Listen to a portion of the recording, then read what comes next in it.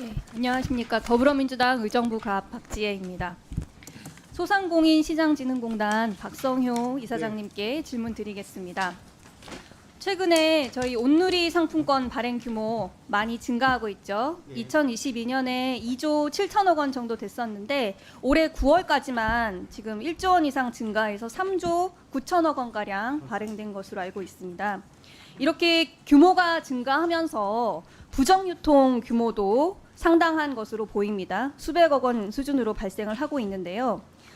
지난해 부정유통 적발 건수가 85건이고 적발액이 141억 4천만 원에 달합니다. 이 부정유통 건수에서 대부분이 지류상품권에서 발생하고 있다는 거 알고 계시죠? 네, 공단도 이런 문제점을 인지해서 부정유통을 차단하기 위해서 디지털 상품권 발행하고 있는 것으로 알고 있는데요. 맞죠? 네. 이 시스템적으로 지류 상품권의 부정 구매나 상품권 깡 같은 거를 뭐 근원적으로 예방할 수 있다면 좋겠지만 지금 추적이 용이한 디지털 상품권이 부정 유통을 방지하는 데 도움이 된다는데 저도 동의합니다. 그런데 이사장님, 이 디지털 그 온누리 상품권 확대를 위해서 어떤 노력을 하고 있나요? 지금 디지털 상품권 관련된 것은 계속 권장해서 넓힐 거고요. 지류는 좀 줄여나가야 됩니다. 의원님 말씀하신 대로 네. 지류의 포션이 부정유통에 네, 큰 원론적으로 원인이죠. 줄여 나가야 된다는 거 알고 계시는 걸로 네, 보이는데요. 네. 어떻게 그럼 확대할 것인가? 그걸 여쭙는 것입니다. 온누리 상품권 네. 관계는 우선 가맹점을 좀 늘려야 되고요. 그렇죠. 쓸 수 있는 지역과 업종을 좀 늘려야 됩니다. 예, 잘 알고 계시는 그런 것 부분으로 같은데 지금 추진하고요. 그런 방식으로 추진해도 지금 35% 디지털 비중이 35%밖에 안 됩니다. 네. 그래서 정말 뭐 여러 가지 원인이 있을 텐데 말씀하신 것처럼 사용처가 제한적이다. 네.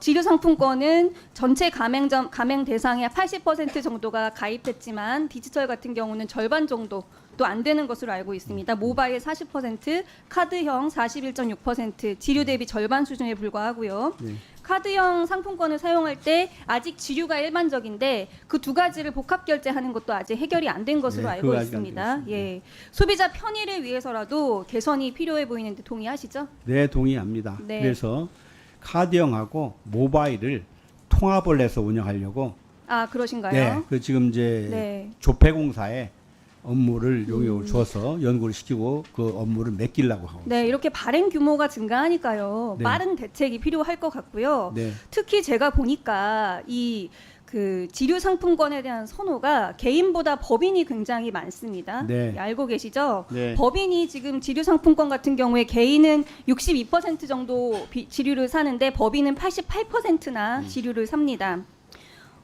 지류의 경우에 법인은 할인 혜택도 없는데도 이렇게 지류를 많이 사고 있는 건데요. 법인한테도요 할인 혜택을 네. 주는데요. 아, 그런가요? 예, 법인은 네. 이제 나눠주는 문제가 있어가지고 어려움이 있어서 네, 그렇죠. 그래 지류를 사더라고요. 예. 그럼 나눠주는 문제는 어떻게 해결하실 건가요? 그래서 저희가 상품권, 카드형 이런 것들도 선물하기 기능을 집어넣어가지고 네. 직원들한테 이렇게 나눠주면 되는데 그게 상당히 좀 번잡해서 그런지 지류는 그냥 주면 되니까 그런 편의성 때문에 지류를 선호하는데 계속 홍보해서 네, 거리 저는 조사라든지- 지금까지 계속 이런 상황이 알고 계심에도 네. 불구하고 예. 잘 해결이 안 되니까 조금 더 적극적인 대책이 필요하다라고 아이고, 보고요. 공감합니다. 네, 법인 같은 경우는 정부가 정책적으로 조금 할 수 있는 부분도 있지 않을까. 있을 수 있습니다. 예, 대기업 같은 경우에 동반 성장 예, 예. 지수 같은 것을 평가를 할 때 네, 맞습니다. 뭐 디지털로 구매한 거는 좀 더 평가를 잘해 준다든지 좋은 그리고 말씀입니다. 세제 혜택 같은 것도 고려해 볼 수 있을 것 같고요. 좀 전향적인 대책이 필요한 것 같습니다.